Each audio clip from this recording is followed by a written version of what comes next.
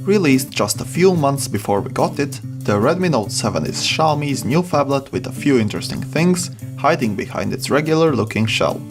Latest Android Pie, fast mid-range chipset, bigger battery, and a camera which claims to shoot 48 megapixel photos.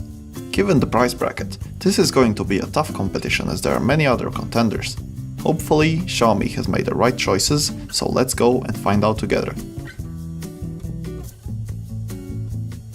First thing you might notice is the phone is pretty much all glass. The glass is on the front as expected, but it's also on the back and on the edges too, presumably. This may not be good news for those wanting a sturdy and rugged phone, but who knows, this glass might be tougher than expected. We have a pretty big camera dock on the back, a small droplet of a notch on the top, and 3 very extruded and clicky buttons on the side. The USB-C port is located on the bottom of the phone in between the speaker and microphone holes. This phone feels relatively heavy in hand, given its glass build, but that also means it's a big fingerprint magnet and more prone to cracking. Since it's Xiaomi, the MIUI OS is to be expected. Redmi Note 7 comes with the latest MIUI 10 from Xiaomi, claiming better visual integrity, improved speed, and generally just more features. For the fans of Apple's iOS, MIUI 10 draws a lot of design cues from there, whilst remaining very polished and fast. The transition animations are fluid and the phone shows no stutters or major hiccups in regular usage. Given that it's a heavily customized version of Android, some bloatware is to be expected. Unfortunately, most applications here can't be disabled or uninstalled, including Gmail, Google Chrome, and Google Photos. We hope you enjoy having 2 galleries on your phone for no reason. Thankfully, the system is aware of the notch and knows how to handle it, so there shouldn't be any unremovable black bars while viewing photos and videos. First come the benchmark scores. Antutu gave us 144,181 points on their benchmark. Using Geekbench, we got 1,626 points for single-core test, 5,540 points for multi-core test, and 5,617 points on the RenderScript test. Compared to some recent phones we had on review, the Note 7 scores come in par with the Mi A2, and both of them score a lot lower than the Pocophone's super-fast flagship, the F1. The user interface is smooth, and browsing, task switching and watching videos is completely lag-free. Jumping over into a graphically intense game gives you a hiccup here and there, but for the most part it was running relatively stable at around 30 FPS or more at the highest settings I could set. As most often seen in similarly priced phones, the display is a regular IPS LCD panel with 19.5 by 9 aspect ratio and a Full HD Plus resolution of 1080 x 2340. As per usual for IPS phone panels, the brightness levels are nothing special and the color reproduction is pleasant without being too saturated and intense. Even though they tried to make the screen seem bigger with a notch, Xiaomi ultimately failed at that goal because of the very thick bezels this phone has. This is not necessarily a bad thing for those who prefer a bit of space around the screen for gripping, but it certainly makes the phone seem bulkier. Now, here comes the interesting bit. The phone's 48 megapixel shooter.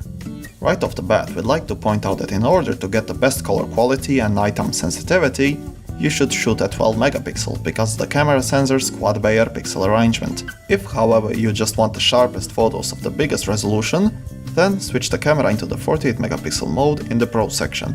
Speaking of the Pro section, this phone's manual mode isn't too special, but it still gives you control over focus, shutter speed and ISO.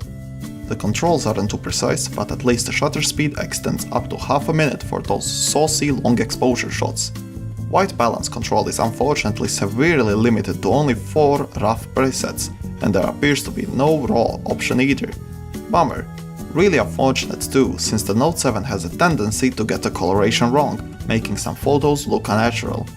This camera does offer a night mode, which is surprisingly good and gives you some really tasty shots in bad lighting conditions.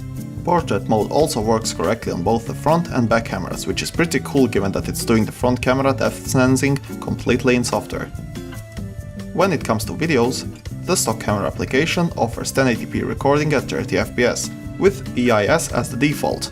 The stabilization is pretty good, even though it trips up with shakier scenarios.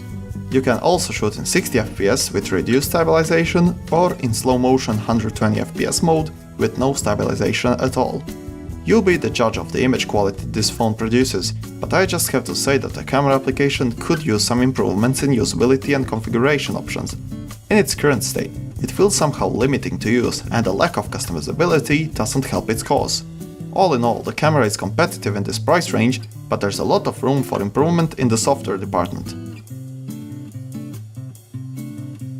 I was excited to check how this phone performs in synthetic audio tests, but unfortunately I couldn't do them because the phone's output was just way too hot for my reference audio recorder, and lowering the volume introduced a lot of distortion into the signal for some reason. Still, the powerful output will probably be a blessing to those with high impedance headphones and big cans in general. It sounds just as loud and juicy as my S9 Plus, if not louder. The speaker is also very loud and makes the phone's glass body resonate in your hand. No distortion on the highest volumes too, so it sounds like everything is in order here. It doesn't use the earpiece as a second loudspeaker, so there's no stereo options there, but the bottom firing speaker does its job adequately. Given this phone's slightly bigger battery and a relatively efficient chipset, the battery life figures should turn out pretty good. Starting off with the Lab 501 test, this phone had its battery drained by 4% during the 15 minutes of running the gaming sequence at maximum brightness. Playing PUBG Mobile for 15 minutes on maximum brightness drained the battery by 7%, which means you should get roughly 3.5 hours of gameplay on a full charge. Given the phone's 4 amp hour of battery, these figures aren't that good. I'd personally attribute it to the quite heavy MIUI running underneath, since the Snapdragon 660 isn't that power hungry, but we can't know for sure. Thankfully, with the help of Android's battery saving technologies, the battery should prove a lot better in regular day-to-day usage.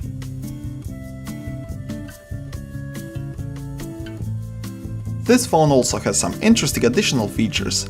It's good that it has FM radio for emergency situations and low coverage areas, but it also has an IR transmitter that can be used to control various appliances via the Mi Remote application. There are countless presets inside for various models, and with them I've managed to control both my air conditioners and my TV. The fingerprint reader is very fast, unlike the GPS, which had trouble locking in unless I was in an open space with perfectly clear skies. Your mileage may vary. Thankfully, the OTG support seems perfect, which is not even that surprising these days. Mounting USB drives works, and it provides enough power for other things too.